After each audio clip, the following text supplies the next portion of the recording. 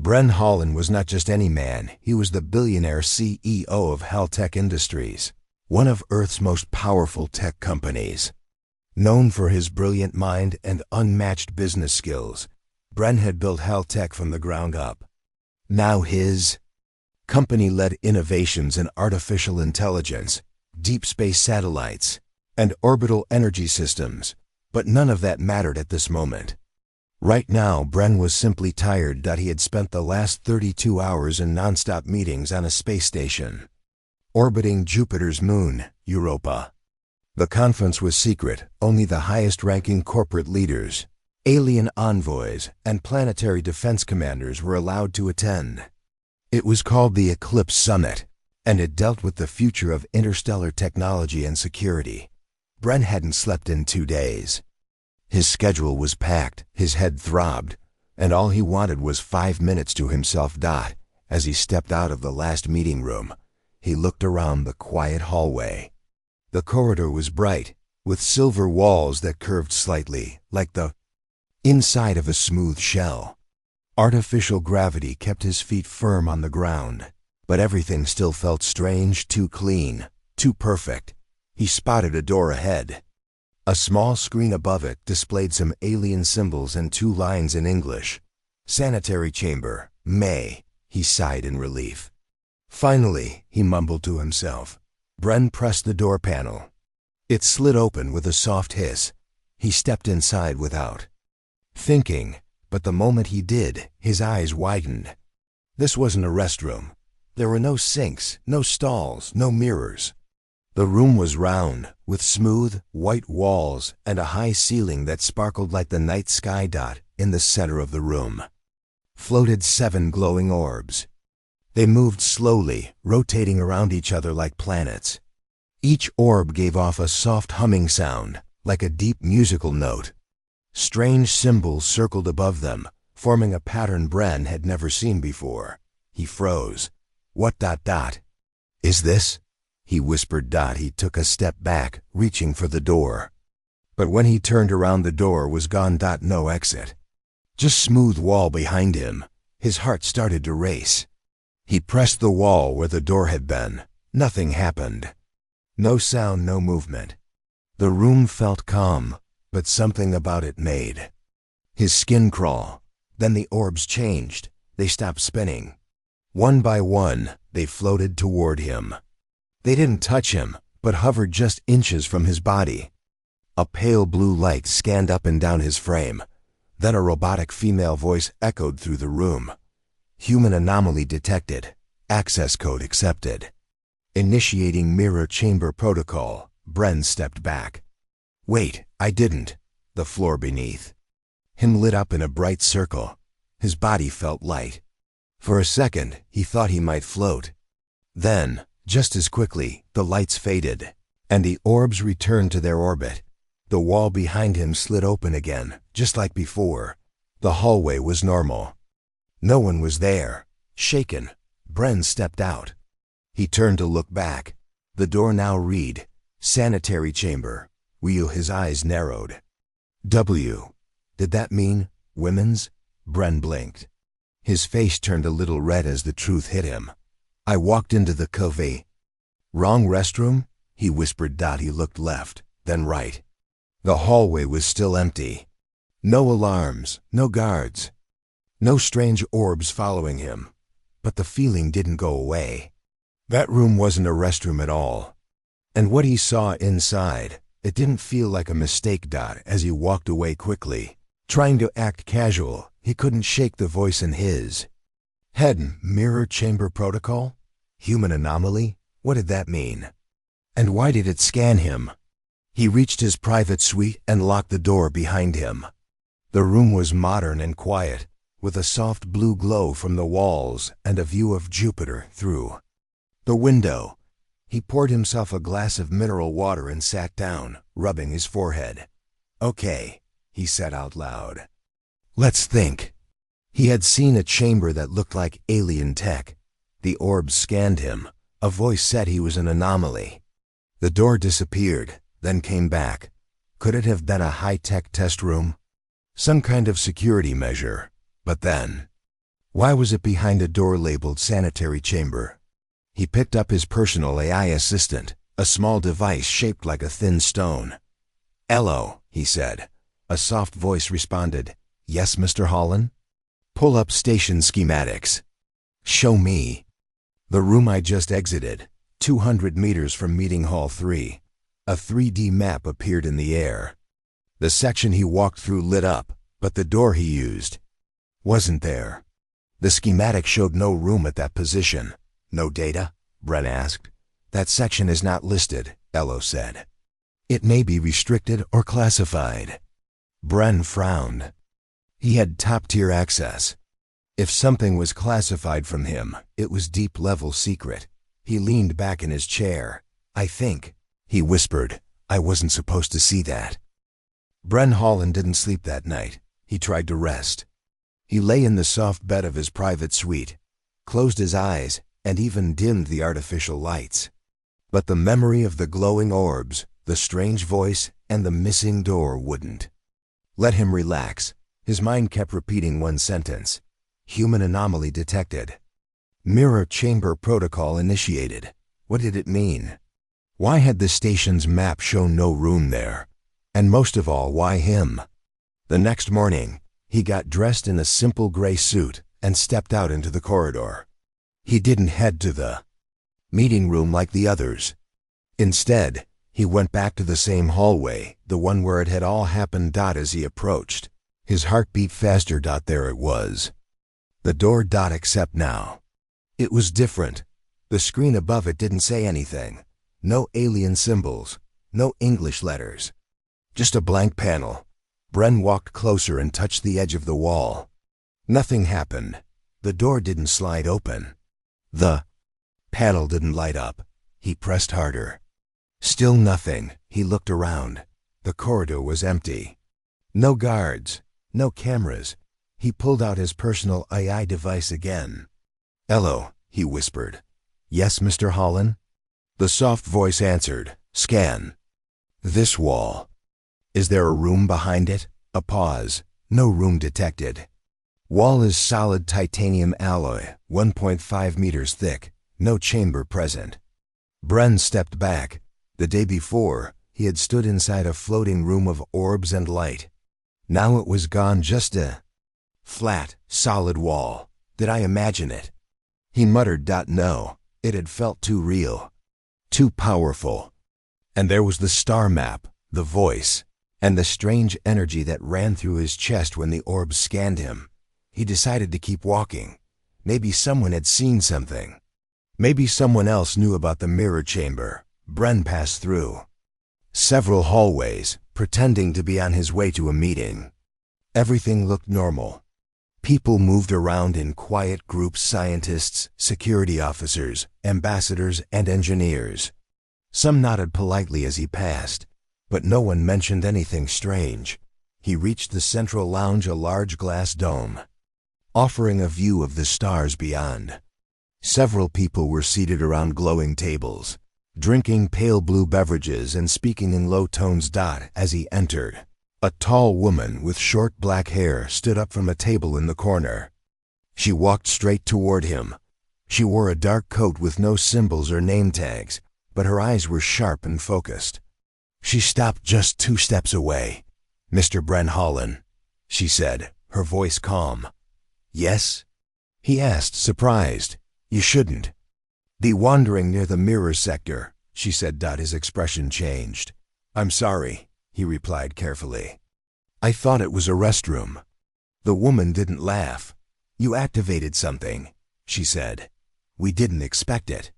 "We didn't think anyone could." Bren looked around. No one else seemed to be paying attention to them. "Who are you?" he asked. She motioned for him to follow. "Not here." "Walk with me." They moved into a quiet side hall. The sound of voices and machines faded behind them. "My name is Tira," she said. "I work for the station's Internal Oversight Council." "I've never heard of that group," Bren said. "You're not supposed to," she replied. They stopped near a metal door. It slid open, revealing a private transport pod inside. Tira stepped in first. "If you want answers, get in." Bren hesitated for a second, then followed. The pod was small, with only 2 seats and a clear front window. As soon as the door closed, the pod began to move downward, through layers of the station not listed on any map. "You said I activated something," Bren said. "What was that room? And what is the mirror chamber?" Tira looked at him seriously. "The mirror chamber is not a room. It's a device. A signal beacon. Very old. Much older than this station. We didn't build it." Bren stared at her. "What do you mean?" "The station was constructed around an object we found drifting in space near Europa. A structure. Dormant. Alien. We built this place to study it without public knowledge. The chamber you entered is part of that structure."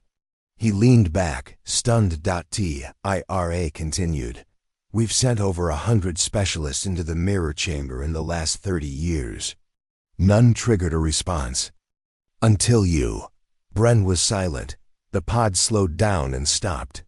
The door opened into a cold, metallic hallway. It was darker than the upper levels, and the walls hummed with energy. She led him into a large observation room with thick windows. Behind the glass, Bren saw a massive dome of alien metal, smooth, with faint glowing lines that pulsed like a heartbeat. It looked ancient, untouched by time. "That's the object," she said. "The mirror core." Bren stepped closer to the glass. "This is real," he said, more to himself than to her. "Yes," Tira replied. "And now it's awake." He turned to her. "Why did it scan me? What does it want? We don't know yet. But the mirror chamber doesn't activate for just anyone. You were chosen." Bren took a deep breath. "What happens now?" Tira gave a small smile. "Now we find out why you matter." Bren Holland sat quietly in the observation room, staring at the massive alien dome behind the glass. The mirror core didn't move. It just pulsed with slow blue light, like it was breathing. But Bren could feel it watching. Tira stood beside him with her arms crossed. "You should know," she said. "You're not the first person to see it. But you're the first to wake it up." Bren didn't answer. His mind was full of questions. How could something like this exist, hidden under the surface of a space station? Why him of all people? And what did the mirror core want? He turned to Tira. "What happens now?" "We monitor you," she said plainly. "We don't know what the mirror core saw in you. Until we find out, you'll be watched closely." "You mean followed?" Bren raised an eyebrow. Tira nodded. "Yes, every step." Later, Bren was escorted back to his suite. The moment the door closed behind him, he let out a deep breath and sat on the edge of the bed. He didn't like being watched. He was a man who built empires in silence and moved with purpose. But now he was a target of mystery, marked by a machine older than human history. As he sat there, the lights in his room flickered. Just for a second. "Hello?" He called out. "Yes, Mr. Holland," the AI responded. "Run a scan. Check for surveillance signals. Audio, visual, anything unusual." A moment passed. 3 new signals detected, Elo replied. "1 is standard station monitoring, 2 are unknown." "Shut them down," Bren ordered, attempting. 1. Blocked. The other is not responding. "It may be embedded in the station itself." Bren frowned. "Keep trying." He stood and walked to the window. Outside, Jupiter's red and orange swirls moved slowly, like a great eye in the sky. His reflection stared back at him in the glass. But something was different. In the center of his chest, reflected on the window, was a faint blue symbol glowing under his shirt. He blinked and pulled at his collar. Nothing was there. He checked again. No light, no mark. But in the reflection, it was still there. A soft shifting pattern, like a ripple in water. "Elo," he said, voice sharp. "Scan me." Full internal and external sweep. A pause. Then the AI responded. "New energy pattern detected within your body. Source unknown." Matching signals not found in human database. Bren backed away from the window. You're saying something's inside me? Not inside, Elo said. Connected. It is following you. The next day, the summit continued as normal. Business leaders, defense chiefs, alien ambassadors all sat around polished tables in the main conference dome, talking about galaxy, trade routes, asteroid mining rights, and quantum weapons bans. Bren sat in his assigned seat, pretending to listen. But his mind was somewhere else. He could feel the presence now. A quiet pulse in the back of his mind. Not a voice, not a thought, but something that felt alive. He glanced around the room. Tira was there, seated near the edge, watching him. Then something strange happened. On the large holographic screen in front of the room, meant to show data charts and maps, a flash of static appeared. Then just for half a second, the screen flickered and showed the orbs from the mirror chamber, floating, glowing. Then the image was gone. Bren stood up suddenly. Excuse me, he said quickly, and left the room. Back in his suite, Bren paced back and forth. His thoughts moved faster than he could keep up. He picked up a small notebook from the desk, something real, with paper and a pen, and started sketching. He drew the symbol he saw in the reflection. He drew the orbs. Then he tried to draw the star map he had seen during the scan in the chamber. He didn't know why. He just felt like he needed to remember it. Suddenly the lights flickered again. Then the wall across from him shimmered. Not much, just a ripple, like heat rising off pavement. And then a figure stepped through. It was not human. The figure was tall, thin, with pale blue skin and eyes like glowing silver mirrors. She wore a long robe that shimmered like glass under sunlight. Her face was calm. Bren stepped back. Who are you? He asked, shocked. The figure tilted her head slightly. I am a projection. I do not exist in your physical dimension. You may call me Alara. Bren stared at her. Are you part of the mirror core? She nodded slowly. I am one of its voices. I speak now because the chamber has chosen you. Chosen me for what? Bren asked. I didn't ask for this. No one does, Alara replied. The mirror scans all who enter. It watches for patterns, thought, instinct, emotion. Only those who match the ancient code are awakened. And what happens now? Ilara's eyes glowed brighter. A signal was sent when you were scanned. Something very old, very far away, is now moving. Bren's face turned serious. Toward us? She nodded. It comes to see if your kind is ready, or if your time must end. Bren Holland stood frozen in his suite, staring at the figure called Alara. Her silver eyes held no anger, only calm, but her words felt heavier than space itself. Something is coming, she had said. Something old and powerful. He took a step forward. Why now? Why is it coming now? Because the mirror chamber was never just a room, she replied. It was a test, waiting, watching, for someone to wake it. And I did, Bren said quietly. You did, she nodded. Your thoughts, your will, your decisions, they match the code left by the ones before. The core recognized your kind as close to the threshold of choice. What choice? He asked. To rise or to fall? With that, Alara began to fade, her form becoming lighter, like mist in sunlight. Wait, Bren called. How do I stop whatever is coming? Her fading voice replied, you don't stop it. You face it. And then she was gone. Less than an hour later, 2 guards arrived at Bren's door. Miss Tira requests your presence, one said. Bren nodded without arguing. He had more questions than answers now, and maybe she had some of them. The guards led him to a part of the station he hadn't seen before. The halls here were older, darker, and thicker. The walls seemed built for defense, not style. They arrived at a sealed door with no labels. One of the guards placed his palm on a scanner, and the door opened with a quiet hiss. Inside was a large circular room. Screens lined the walls, displaying live feeds of space traffic, energy readings, and deep system scans. In the center sat a wide round table. Around it were people, some human, others clearly not. Alien advisors from different species sat in. Silence, each studying the man who had just walked in. Tira stood beside the table and motioned to an empty seat. "Come in." "Mr. Holland," she said.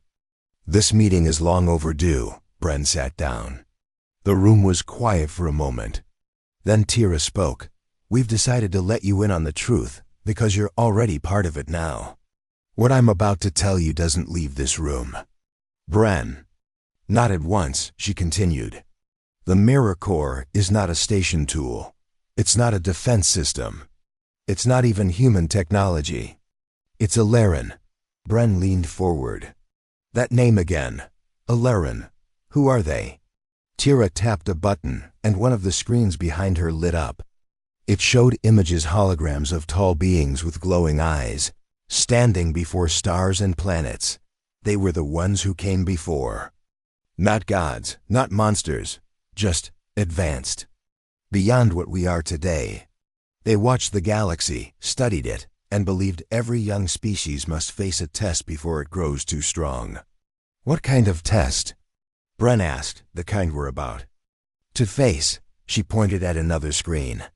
This one showed a long, thin object drifting through space. It looked like a dark ship with no engines. A signal traced from it, aimed directly toward Earth's system. "We believe it's the Herald," she said. "The Herald?" He asked. "A machine built by the Ilaren to carry judgment. It arrives when a species awakens the core. It scans, it observes, and then it chooses." "Chooses what? If humanity is worth surviving?" The room fell silent again. Bren let the words settle. "And if it decides we're not?" "Then it leaves behind nothing," said one of the aliens at the table, his voice deep and rough. "Not cities, not people, not dust." A cold chill ran through Bren. Tira continued. "The Herald doesn't attack like a normal enemy. It sends signals, messages, memories, visions. It tries to understand. It pushes individuals to reveal what their species truly values." "And what does that have to do with me?" Bren asked. Tira tapped again, bringing up a scan of his body. A soft blue glow spread across the outline of his chest. "You carry the activation mark. The core linked itself to you. That means the Herald will test you, directly." Bren sat back. "I'm not a soldier. I'm not a leader of Earth. I'm just a businessman." "You're a symbol," she said. "You built one of Earth's most powerful companies. You lead minds, not armies. And that's exactly what the Herald wants to see, how your mind works under pressure." He rubbed his hands together. "And if I fail?" Tira looked at him. "Seriously, then we all fail." The meeting continued for hours. They showed Bren everything: satellite readings, translation attempts, failed tests from other species who had awakened the core too early. In one example, a planet had sent its military to fight the Herald. Their fleets disappeared within seconds. Another tried to shut the signal off. It made their planet's sky go dark forever. One species passed. They were allowed to join a hidden network of civilizations protected by something far beyond them, but no one knew exactly how they passed. Now it was Earth's turn. Later, Bren returned to his suite alone. He stood by the window, looking out into deep space. Somewhere out there, the Herald was coming. He touched the spot on his chest where the symbol glowed. "What do you want from me?" He whispered. There was no answer. But inside he could feel the mirror core's presence, still watching, still waiting. He didn't know how to fight it, but maybe he didn't need to fight. Maybe he needed to prove something else. Bren Holland didn't leave his suite for the next several hours. He sat alone with the stars outside his window and the silent hum of the station surrounding him. His mind kept spinning. He was chosen, not by his own actions, not by any vote or system, but by an alien machine that had scanned something inside him. A machine that believed he might represent humanity. He wasn't a warrior. He wasn't a scientist. He was a businessman, one who solved problems with planning, data, and instinct. But now he faced something no human had ever prepared for. An alien judge was coming. And it was watching him. There was a soft chime at the door. "Come in, Bren." Sighed without standing. Tira entered, holding a thin tablet in her hands. She looked more serious than usual. "We've picked up something," she said.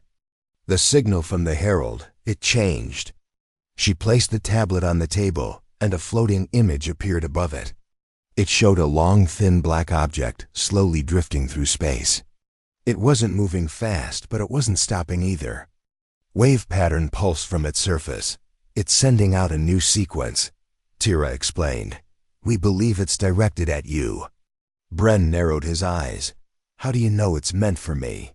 She tapped the side of the tablet, and the wave pattern shifted. It formed into a shape and outline, his outline. A scan of his body appeared, with the same symbol glowing on his chest. "It's recognizing you," Tira said, "or testing you." He stared at the image. "Do we know what the signal says?" "Not yet," she said, "but we think it's pointing to something." "A location." She tapped again, and a star map appeared clearly drawn from the signal's data. It showed the solar system, then zoomed far out beyond Neptune. A small, hidden point blinked near the edge of space. "We think it's an ancient relay satellite, not human." "Possibly Ilarian," she said, "and it's calling me there, Bren." "Guessed," Tira nodded. "That satellite may be the key to understanding the Herald. We need to reach it before the Herald arrives." Bren stood up. "Then let's go." 12 hours later, Bren found himself inside Haltech's private ship, the Venture Ark.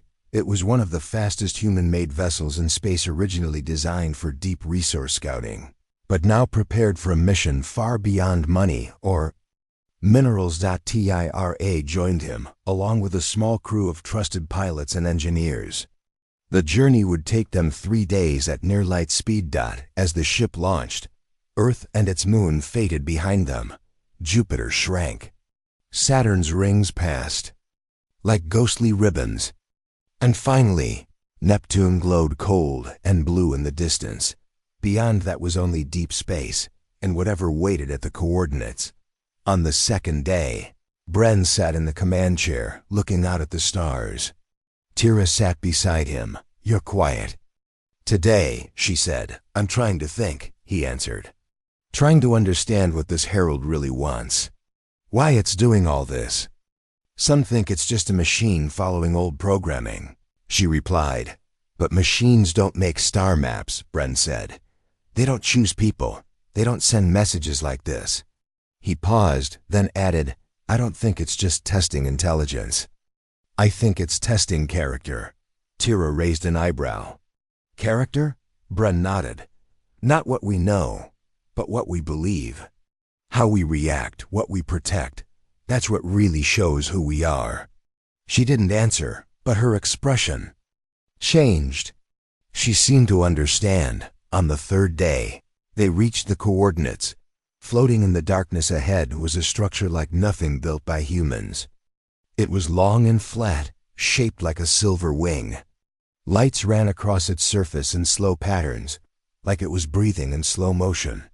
The Venture Ark approached carefully. Scanners searched for threats, but the satellite remained silent. They docked. Bren and Tira suited up and entered through an airlock tunnel. Inside, the satellite was quiet. The walls were smooth and metallic, reflecting faint lights. There were no buttons, no doors, no signs. Then the walls began to shift. A circle opened in the floor, and a platform rose. At its center was a glowing crystal orb, about the size of a human head. It pulsed with the same blue light Bren had seen in the mirror chamber. He stepped closer. "It's waiting for you," Tira said softly. He placed his hand near the orb. It warmed instantly. Then, without warning, the orb projected a hologramma. Storm of stars, planets, and light. The room was filled with shapes and sounds from unknown systems. At the center of the storm was the herald. The voice of Ilara echoed from the walls. This is the test. Speak not with weapons, but with truth. Show what you value, and the herald will decide. Bren swallowed. How do I speak to it? With what makes you human? Suddenly, images flashed through the room, scenes from Earth. Forests, oceans, families, laughter, failure, courage. All pulled from Bren's own memories. Tira watched in silence, as his life was displayed in light. Then the orb dimmed. A single new star blinked in the map. The herald's current location. It was moving faster now. Back on the ship, Bren sat quietly. Tira approached him.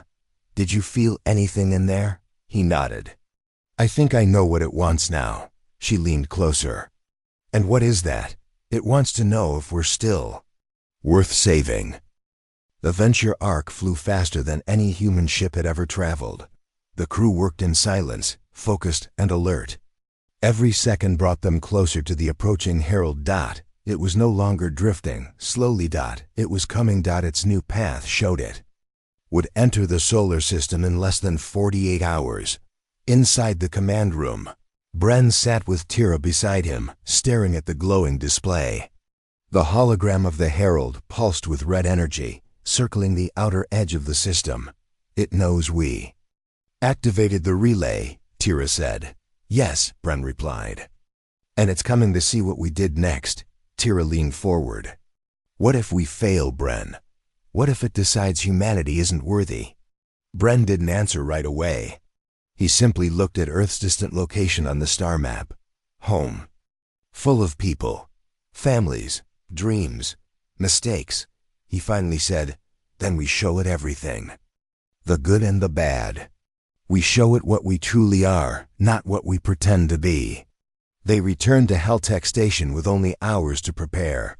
News had already spread. The signal from the relay, the approaching herald, it was now public. Earth's media was in a frenzy, and world governments were calling emergency meetings. Bren didn't hide. He stood in front of the world through a live broadcast. I made a mistake, he began, surprising everyone. I entered the wrong room. And that mistake led to a truth we never expected. He explained what had happened, how the herald had chosen him, how the mirror chamber had tested his intentions, and how the relay satellite had revealed Earth's hidden visitor. It doesn't want war, he said. It wants honesty. It wants to see if we've grown, or if we've destroyed our own hope. People watched across Earth and the orbital colonies. The speech wasn't perfect, but it was real. For once, Bren wasn't selling a product. He was asking for unity. On the station, scientists worked to prepare a final message. Something to show the herald everything at once. Tira and her team gathered data, images, sounds, memories, music, stories, and history. It has to feel human, she told them. Not just smart or powerful, but kind, brave, struggling. They called it the heart beacon, a communication signal formed from human emotions and moments. Bren added something personal to it, a small video of his mother, recorded when he was just a boy. She had smiled into the camera and said, "Be kind, even when no one is looking." It stayed in his mind. That was the real test, wasn't it? As the herald neared Saturn's orbit, it finally responded. A giant pulse of light burst from its core. Bright enough to be seen from Mars. It was a challenge. Or maybe an invitation. Bren stood inside the mirror chamber once again, now connected directly to the heart beacon. Tira stood outside the glass wall, watching him. He stepped forward, and the chamber lit up. The voice returned. This is your final moment. Are you ready to be seen? Bren took a breath and answered, yes. The chamber reacted. His memories flowed again. But this time, they didn't just come from him. They came from billions. The heart beacon activated, releasing a wave of humanity's essence into space. Children laughing, old men planting trees, scientists crying at discovery, artists drawing under moonlight, firefighters saving lives, a teacher holding a scared student's hand. The images poured into the Herald's path. The station's sensors picked up a reaction. The Herald slowed. For the first time, it sent back something that wasn't just data. It sent an image. Everyone on the station stared at the screen. The image showed Earth not as it is, but as it could be. Green, peaceful, connected. Cities powered by clean energy. People working together. And then, a single sentence appeared beneath it, translated by the station's AI. You still choose hope, Tira whispered. It's not here to judge us. It's here to remind us, Bren nodded slowly, that we're not alone. And we never were. The Herald stopped just outside Earth's orbit. It did not land. It did not send machines or weapons. It simply waited. Then, like a star dimming, it faded, vanishing without a sound. The threat was gone. Or perhaps, it was never a threat at all. Back on Earth, the world reacted with both celebration and reflection. Bren didn't return to the company right away. He needed time to think. He stood by the large window of his office a few weeks later, watching the sunrise. Tira entered quietly. They're calling you a hero now, she said. I don't feel like one. You were honest when it mattered. That's rare in powerful people. Bren smiled faintly. You know, when I walked into that restroom by mistake, I thought it would end my career. But it didn't. It just started something bigger. Tira chuckled. Still the strangest beginning to first contact in human history. He turned to her. It worked, though. Not because we were the strongest, but because we still had something worth fighting for. She nodded. Hope. As the sun rose higher, a quiet alert chimed from the corner of the room. A new signal. This time, not from the Herald, but from deeper space. Tira picked up the device and scanned it. It's a message, she said. Unknown source. What does it say? Bren asked. She paused and read the translation aloud. We saw your answer, and now we come to speak. They both looked at each other, silent. A new chapter had begun. 1 week after the Herald disappeared, Earth received the new message. It came in the form of golden pulses, gentle and slow, like a heartbeat from the far edge of the galaxy. The translation read, We saw your answer, and now we come to speak. The world went quiet again, but this time it wasn't fear. It was something different. Wonder, curiosity. The United Human Council gathered quickly. They called in scientists, diplomats, and leaders. But they also called in Bren. He wasn't just a CEO anymore. He was the man who stood in the mirror chamber. The man who helped save Earth by being honest. Tira joined him on the way to Lunar Command, where the message was being studied. She smiled at him in the transport. Do you ever miss your old life? Bren shook his head. I used to think money was power. Now I know the truth. What is it? Listening. At Lunar Command, they met with the research team. Screens showed the alien signal repeating, always ending with the same line. Prepare to receive. Prepare to receive. What? Someone asked. Nobody had an answer. A week later, something appeared. Far beyond Pluto's orbit, a new ship emerged. It wasn't like the Herald. This one was smaller, sleeker, glowing with blue patterns. It looked like it was made of crystal and light. It didn't approach Earth fast. It moved slowly, respectfully, sending calm signals as it passed each planet. By the time it neared Mars, people across the world were watching it like a moving star in the sky. The ship stopped near the moon and sent a final message. We request to meet. The world prepared a welcome. They chose to use Heltech Station again, orbiting Earth, a place of knowledge, peace, and the first meeting ground with the Herald. Bren was chosen to lead the human side. Not because he was perfect, but because he had already shown the aliens the truth of humanity. He stood once more in the mirror chamber, not alone this time. Tira was with him, along with 3 other human representatives, a doctor, a teacher, and an artist. The chamber was adjusted to project calm energy, and the heart beacon was active again, ready to send peaceful emotion. The alien ship sent a small pod to the station. It docked without sound. A door opened. Everyone held their breath. From the light stepped three beings. They were tall, slender, and covered in flowing patterns of silver and violet light.